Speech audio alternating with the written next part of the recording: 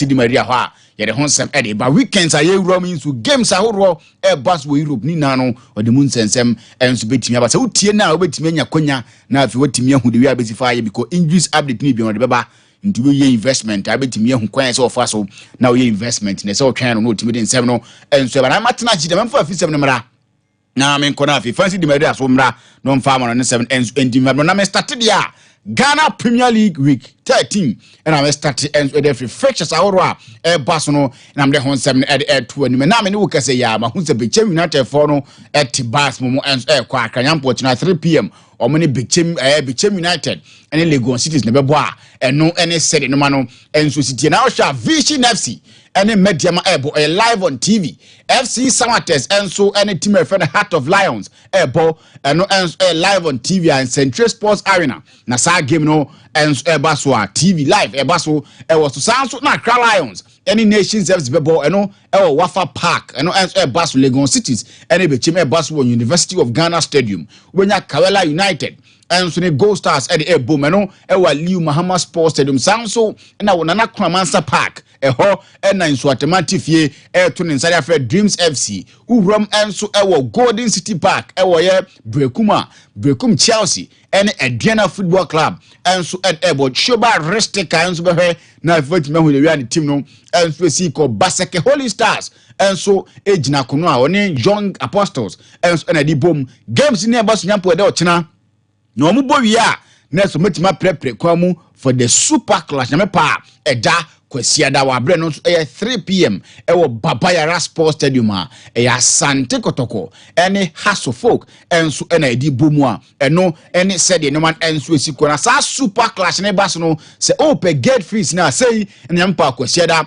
empanifo metima share no se e kick off 3 pm na game na baso popular stand no 20 Ghana cedis center line 50 Ghana cedis na fe VIP no 100 Ghana cedis nti wa upanso ko Kumasi Asante Kotoko enso ne Hasso for game no na se watiwi no ahye ne nso na won so watimi ahu se de man enso esi kwa me de ho semina no enso tuo na de ba ko na zansen mani agye ho pa se de man enso esi ko so na bia da me kase se e ba be bobo na se players no any coaches in the kasa enye management member bi enye ho bi na ese o kasa omo no se bo abenim prea omo tesoro ho omunim nyoma ekoso e o park na se no emrant na shase edin komo ahead of this game na ahead of this game emrant enso edin komo no yenko na yentie Albert Amoa one ni nua Hamza na wo camp Hamza Isa has folk player no na wo camp no madi din komo e de afasa game no na Albert Amoa say ono on kasa bebri na emom se kwasieda no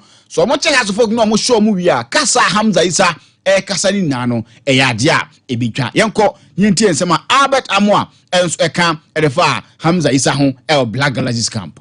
Let's wait for Sunday to check. After Sunday's match then so which we are kasa be Monday on eno ene nsemo Albert Amoa de tu dwa se enya kasa bebri wo de yentwen na kwasieda ne nduru se kwasieda ne duru na se Kumasi Asante Kotoko che Hasso folk show mu wi a se Hamza Isa betimi akasa de ya na se ono ano nanso asem na Albert Amoa on Hasso folk and Kumasi Asante Kotoko game no odin komo yentie nsemo a Albert Amoa e de tu dwa like the preparation is like once this year no run to Hasenti I'm so trim then we be an edit film Hasenti dey go face what seminar and I can see na prepare very well say we are going to like make the game very very interesting basically na coming there members for stadium wana on to min chair up sa El Clasico ya bebo yenim dio mo so mo pe nti dio mo person ya be ya mo eno Aden Samoa Albert Amoa de tu dwa se omunim de Kotoko fans ne pe na noa eno menya na pe da kwasiada enso atimi de amomuto mumra India numbers na for mumra eme support timu a je fano Kumasi Asante Kotoko na Asante Kotoko head coach opania je fano coach Prosper Net Ogum ahead of game no tactics how the rum ewo game no nya toboase enzo achechemu e da kire Kumasi Asante Kotoko fans na afi wi biara wonso bepe so be hwesa match me da kwasiada. It's all about tactics and then I can't declare or disclose what we want to do because you don't go to a battle telling your opponent what sort of weapons you are bringing on board. Once you tell them what to also do, that's just by the way. But what I'm trying to say is that I mean, we need to have different approaches to the game. If you observe my team play, most of the time we don't go the same way throughout the game. We keep changing approach in the course of the game based on how the opponents also approach the game within certain segments or minutes or moments within the game. So what I can tell you is that when the dynamics of the game change of the opponent, we also try to also approach it accordingly. And no, and then someone coach Prosper Netwogum and earlier to just say tactics in the normal course will give to me Danny. Emma Noma and so to me see any game near cost no opponent no tactics no man or the Romuno and when so to me Danny Kotoko tactics nanny Emma Bibia and so to me to ye and so at the moment no and then someone coach a friend Prosper Netwogum and earlier to ja yet on some add to an on preparation ahead of the game no so coach Prosper Netwogum I can say I think the mentality at training with the boys, technical staff, everybody is very positive. We are very poised. Practically, we are approaching the game based on how we've seen them play, especially in the away games. But at games between Kotoko and Hasselhoff, normally the dynamics are different. So what I want to tell you is that we are very hopeful as a technical staff, as a team. The players are prepared physically, tactically, psychologically. They are prepared for the game on Saturday. I know I coach Prosper Netwogum and I'll tell you no answer then some at the air to the why you be more and pay and so ever Jumadi and so now former Kumase as Sante Kotoko player Kwajopo Kumahala ahead of game when Yantu was here. I can send me the actual Kumasa as I know Kotoko players no were ding commander actual fans no Yanko Ninti and some more former player and Makumasa as I know Kotoko Kwajopo Kumahala and so at the Atuja.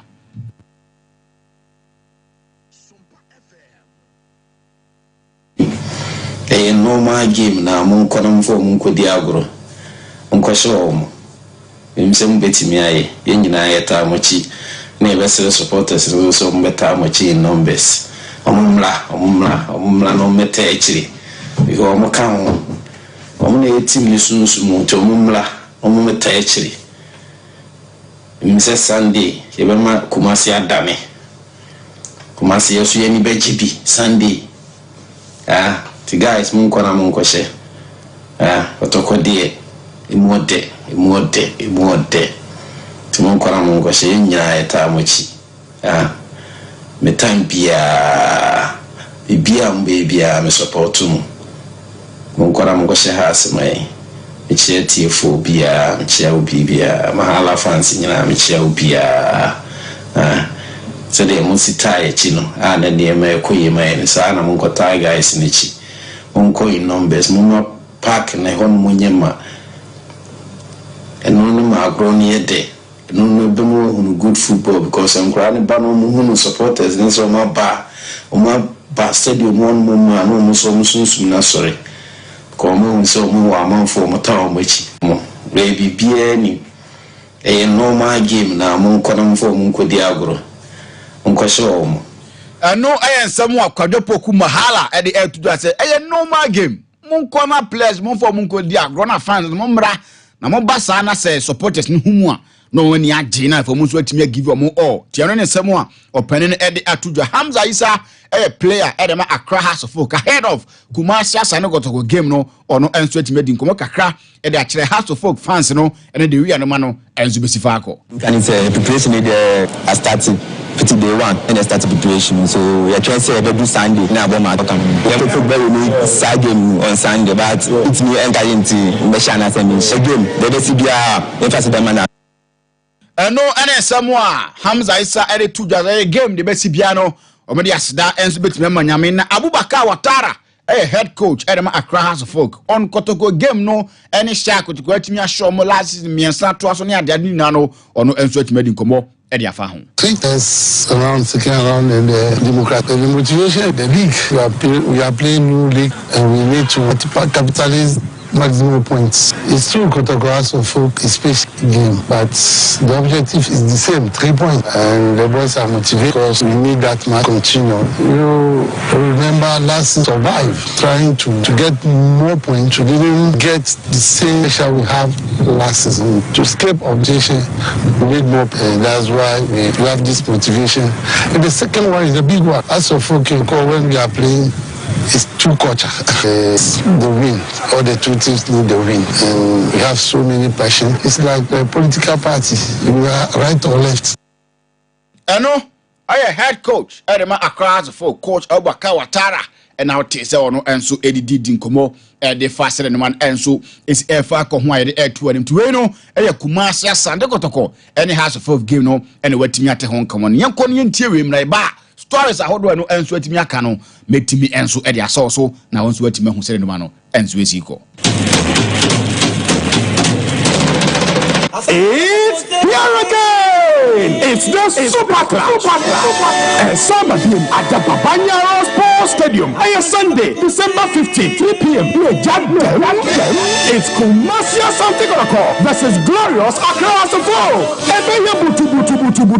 say Kumasi for many the striker, Awetamo, and the 50th, no Taichi, and Kajami. When so the other form Kulam, Popular Stand, 20 Ghana cities, Center Line, 50 Ghana cities, and the VIP for a cool 100 Ghana cities is the Super Clash at the Managerial Sports Stadium. Kumasia Santiago versus Accra Sofo, Ampaya Asia, and we are giving you the pepe. Near Bia Gate, 3 p.m.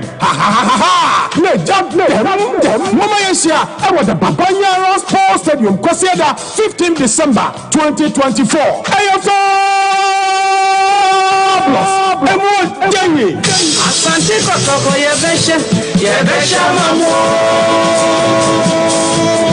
And no young pada Kwasiada game of Kumasi Sunday Kotoko ne has for Kubono and I went to be at Hongokoba. Yensu yet me dama. None what the pina Kumasi Sunday Kotoko Remu and so US of A. No more quiet, no more Kwakudia Groka Crab, and I players minua. Omokoy no Omama to a smart coin or ma. Samson Abdul Rahman Abdul Yakuba no one so ama. Ntina sama for council na nipa odi o manim di o mo bae no eye coach e fe no Kwasiapia.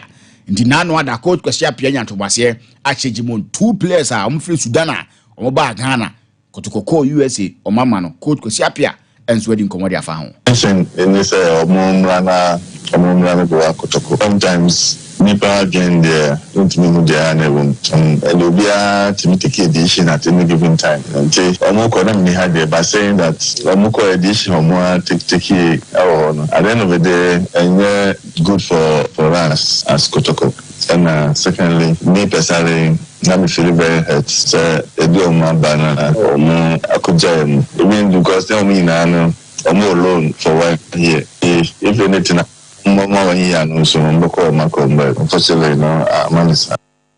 Eno ene samu coach Kwasiapia enso etimi tu dwa na matete se opani a ye friend no pa Kwasi Fabian ono enso etimi ni Lagos City to nkwanta o matimi apa ye me se nyoma ankoye si do pe ntono ene o moto nkwanta o mo enso etimi apa na owuram e obabia ni Go Stars a owuram wo camp a o mo chese motivation wo ho ahead of enemy Karela game no mo ko na ifo makwa akodi nkunim na se the league ni si kuno mo de mo nka so mo boage se the mpanimfo bi kan ofia ha no mo nka so mo boage na nso se to mo de a o mbetimi age nto mo so ko na bibia timi akwa akwa de no a Chelsea enso esi akan e wo Europa Conference League nim na Chelsea isi akan na ese mrantie 9 omuni na din no hwe mu din a otimi se da bi din we de say a Ghana din so mu free a bebe Asante Afija so ba bia na so mu free a bebe sunya ho ba bia say hono mo so tumi free na mran 10 no George a champion din oti atum say Ghana din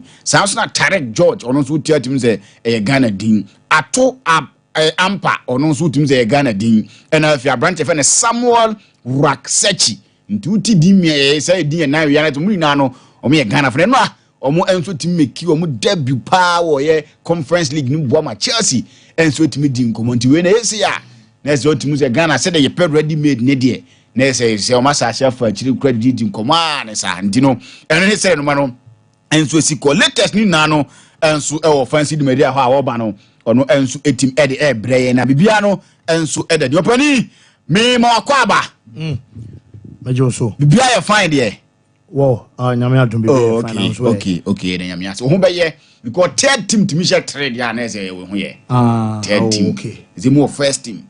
More or second team? Or third team? Aye. Chelsea ya ye o. No pressure. Chelsea ye. No. Adwuma de ohiani coach. Ohiani coach. Onya coach a because team we pa last season samre ya e bra na mo bre. Na manya enzo. Na so okay kan mo bo. Ma qualify for conference league no ma wuram. Oh, vast. The Blues. The Blues. Eba who say yes if I got 14 days to go na mo shia. Chelsea fans are more Ghana mo shia wa Accra. Hey, can be so. Is it you more there? Mo Champions League na mo bon. We mu yo de. Oh, me dey say me team wom na say ma Shaman City o ntimi ho ye. Emu ye me de kakra. Wonte hwe. Ne say mu na munim na emu mo nya de. Eno ayam game no mu yi. Eno kra na Europe na kro mo bon kra na nya matches ni na abenya. The Blues. Emu de. Anyam kwada team o. Chelsea. I say ye ban ye kiten oil. I don't know what bad day. O say the best round is here. But you the young bro. That's true. Chimna no shibru tano. I know we have kwada na sana mzu. Somebody come be 2 days ago. Omodem kwada be. Motofwara na eko. But still also mu drew UK time anopa 6. But now them so much drew. Almost see Senator is one suspended. Brentford game Sunday. TM say entire first 11 a day. Obia no be see account for Kazakhstan. Nesi na the longest year Jenya Mako 8 hours. In and out 16. Openi to fire na mai. Oh, but I say yes, enwa matches na eba so na mamemfanto when him say no matches eba so awon ye fan say Europa and for conference league no nsem ni nyina no ye the update aba ma ye to final pay live on the show is Samuel Abobokua ye fan say Roma omo hya Sama Sporting Club aye de Braga omo ntimi ente enwa game no when my branch ever say Lorenzo Pellegrini when about first go Emma Saud Abdul Hamid when also about second go Ansana Container ye fano Samario Homoso Araba Kososo Emma Chess and what game in no Womoso Mashamians Emma Saida ye fano Sa Braga and some Antimian Ebium and some Bobo Crafanosa Victoria Pleasant Awafie Womoso from a go up no Womoso 2-1 Emma Manchester Bobo Enra a mistake and a bunch of and Onana El Kokoya and I'm some Amacha some crossing first go Emwano not the terrace almost built from a tree 8 Onana pass and I just no enya ni teammate ama kobasa ekodi aya Victoria Pleasant womo som ansanite nwa woma brand taman some time Vidra ono ana cheso ball first goal and some ama team no Rasmus Hoyland dabai wonom abate kasa the second goal and some so enwa squad manager Farsa Ruben Amorim at starting game na chesa Hoyland munyina no womo som abo bench ama bench ya ye Farsa be se Mountain na chesa Antonio na womo so abo bench and no omo and I just woman kid to first ama Saida ye fan say United ama just no game no womo some etime fan here can say win and some our win no Rangers our fee and Tottenham womo some about 1-1 and 1 no a bunch of Hamza and Kamale about first goal my Rangers Robokono and Dijan Kolizowski wono some free bench abaya wono some other take no and some about Tottenham and Ramasa womo some man for Yoma Bruta just no and some update eba mame and fanto wanum say enwa gamru gina so a na chesa toduna mobokon say womo modomon and shedan kosede I was no some ko shark e de mamia na chesa the last year 5 matches at toduna abonu nyina no womo some draw makoma komiensa anomali zu mienu omunie na chesa toduna mo so modompa no and some shedan so ni enwa the manager no asem o kan pay at so no one fan some and water now the other can you understand squad no say and you're from Gentia and you're more from and say you'll be more on my proper now you am a culture say Kutu Romero and some Akakopra I'm just woman you know woman your fate ain't I was said to the number kono woman some Toby by and manager no baby I just walk and answer I'm just a some alquache pano and your team of Vena and manager single on ko outside yakwa come ball every na manager ni proba kwasi wo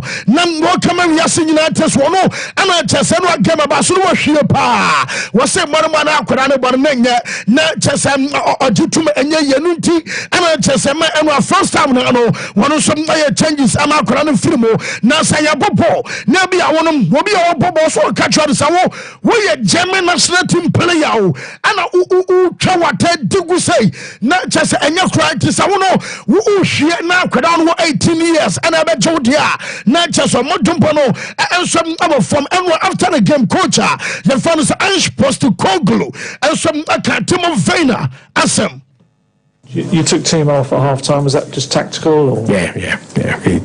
He wasn't playing anywhere near the level he should. You know, when you've got 18-year-olds, I think it's not acceptable to me. And I said that to Timo. He's a senior international. He's a German international. You know, in the moment we're in at the right now, it's not like we've got many kind of options that I need everyone sort of, you know, to at least be going out there. Yes, and I said yeah, many jana criticize and Aquadina. You found it Timo Werner and I shifty and Guianafe. Yamra Aya just a Czech Republic and what was Manchester captain Aya Bruno Fernandes and after the game Bruno Quatuca say Manchester game our Czech Republic and you cross a man you hide it. I was so crumbly also and found it Timo Amani Bobiano. I was some man you winning not just was she a opponent to the Kraku.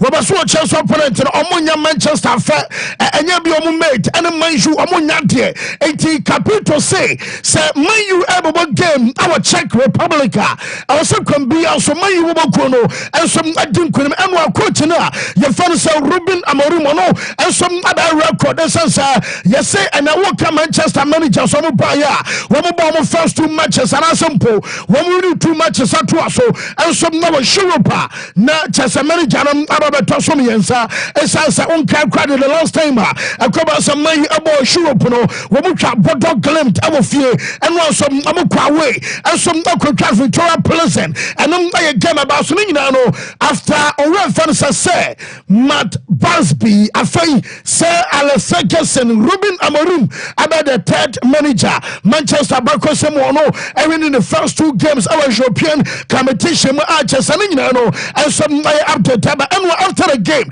manager say anunti and my player be started no be some our bench esansanwa Erasmus Hoyland no and just a mountain and just ankoda kan no na bamu a wo mo som abey changes our game mo ama nioma so ko kama dem atum no nyina no and some abaso ba coach ye fan sa aye Amorim edema ne nkoda no. He's improving. I think he's more near the goal now. He knows better the movements that he has to do. He could score more this evening, but he's scoring, he's working, he's controlling better the ball. So he's improving, and the other guys are there also in the bench to change the game, and they did it.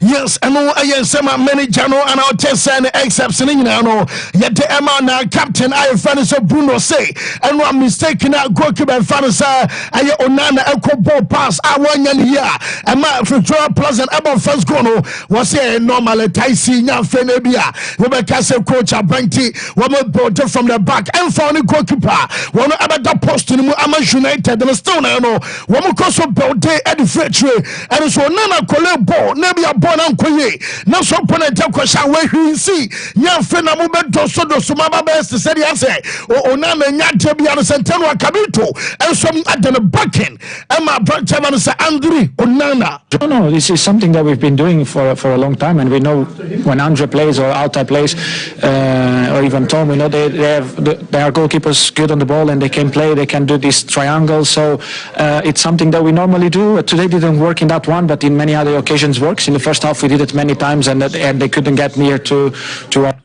Yes, na mena kase bana Chelsea bobo kono wo so ba drew aye London and the mountain so nyame ya toma wo mu game mo Brentford abano kaisa me dia betu 2 days ago said na wo mu so schedule esitiana nunti and man sa game Sunday omodi akwanyumra aye 7 p.m. to mena kase no wo ma ba drum and some our London enwa aye first half na Chelsea mo wi aduma no aye argue about 2 goals. I'm a Brotena. Your father's a Vega. What are some Arabako? So now to I don't know. Now, Marin Aya Tomasov. I'm not taking Arabako and some Arama Kazakhstan. One team I father's Astana. Now, Enwa said that weather condition city of Fay, said on a pitch, a city of Kobasa, and Yansu, so our pitch and Enwa. One post match manager say, Nania Jamotomano, and a solid performance and one in Quadano, and some Arama says a 1. Now, 1 pa, and after 2. No, so I'm adapting them. The ABM Sonesan Quadana, woman chance up and Bako,